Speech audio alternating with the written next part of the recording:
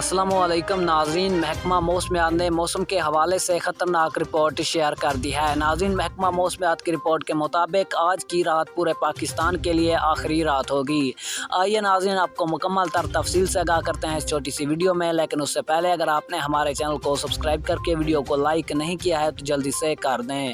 ناظرین، محکمہ موسمیات کی رپورٹ کے مطابق آج کی رات پورے پاکستان کے لیے آخری رات ہوگی۔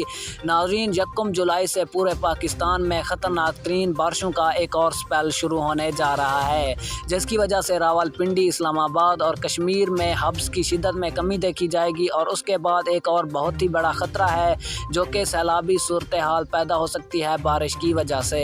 تو ناظرین، اسی کے ساتھ دیجیے ہمیں اجازت، ملتے ہیں نیکسٹ اچھی سی ویڈیو میں، تب تک کے لیے اللہ نگہبان۔ ویڈیو کو لائک ضرور کر دیا کریں۔